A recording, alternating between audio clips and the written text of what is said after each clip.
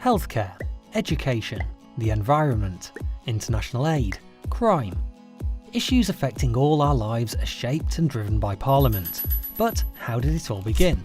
What does Parliament do all day, and how do you fit in? Parliament has evolved throughout its long history to become what it is today, changing over time to meet the needs of the people. Two key historical events began this process. In 1215, King John put his seal on Magna Carta and agreed to a list of 63 rules set out by a group of barons. This ensured for the first time that no one, not even the king, was above the law. 50 years later, Simon de Montfort, for the first time, invited representatives of the towns and shires to his 1265 Parliament.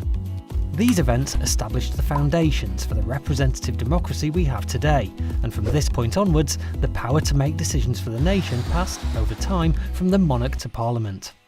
Let's take a closer look at the UK Parliament today.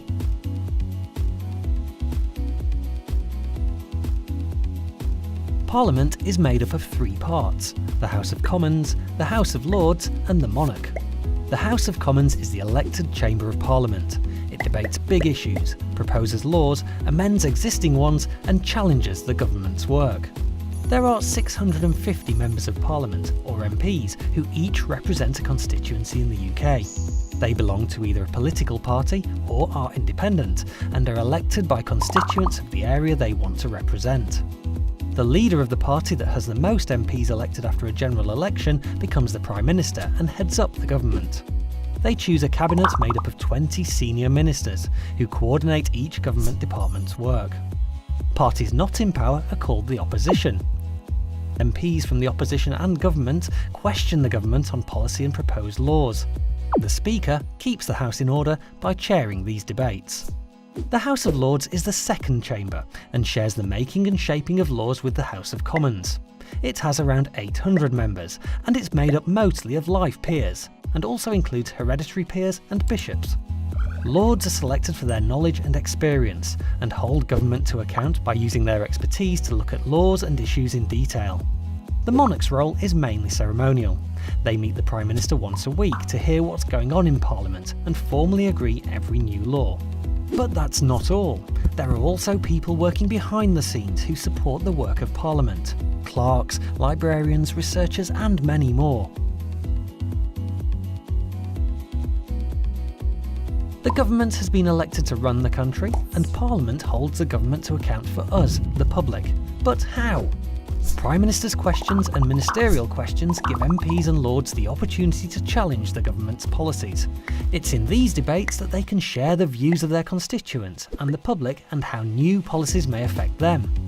Another important way Parliament can scrutinise or look in detail at the work of government is through select committees. Select committees analyse and scrutinise policy. They're made up of either MPs, Lords or a mixture of both. Together, committee members look at a particular subject and make recommendations on improvements. Witnesses with expertise in the area under scrutiny are called to give evidence, which is used to help shape the committee's inquiry. Members of the public, like you, with a view on the subject can also give evidence for consideration. At the end of an inquiry, a committee writes a report with recommendations that the government usually responds to within 60 days. Both houses in Parliament share responsibility for making and shaping laws. But where do laws come from in the first place?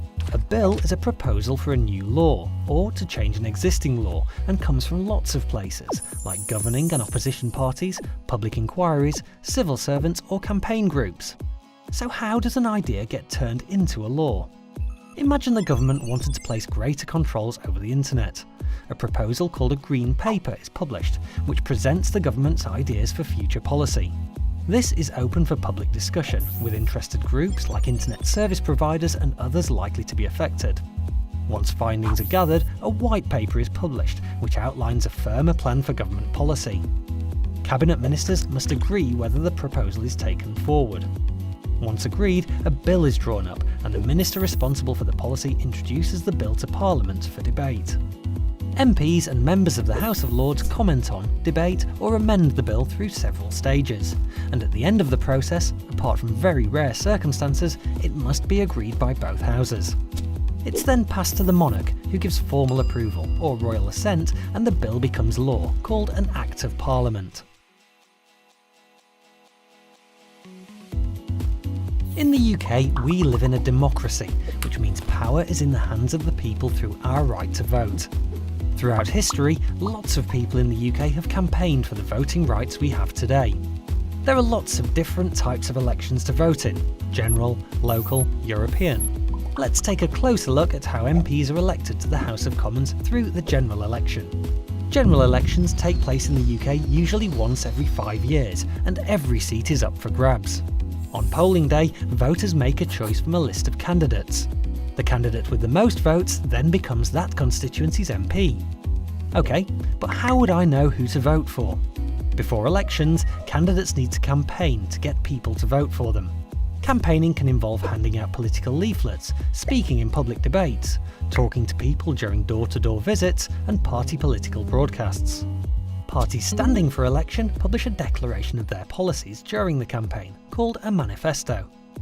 Once elected, an MP represents all their constituents, even the ones that didn't vote or voted for a different candidate. The party with the most MPs elected forms the government, and their leader becomes Prime Minister.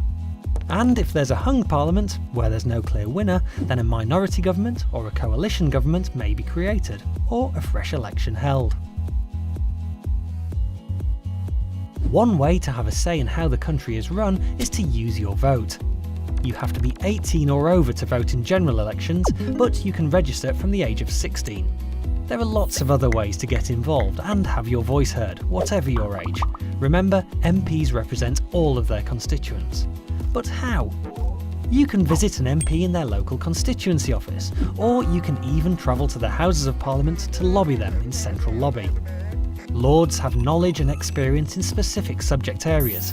You can look them up by policy interest on the Parliament website.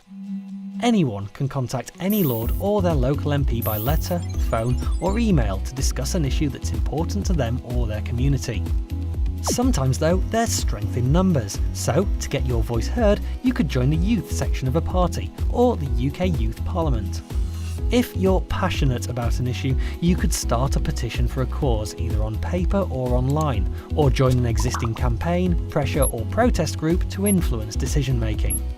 These groups use different methods to get their voices heard, from lobbying to peaceful protest, all designed to bring about change. And don't forget, you can get your voice heard in school or college too by joining or starting a student council, a bit like a mini parliament. So, Parliament sits at the heart of UK democracy, debating the big issues of the day, making and shaping laws, and holding the government to account. By voting, petitioning, campaigning and more, you can also get involved with the work of Parliament. What will you do?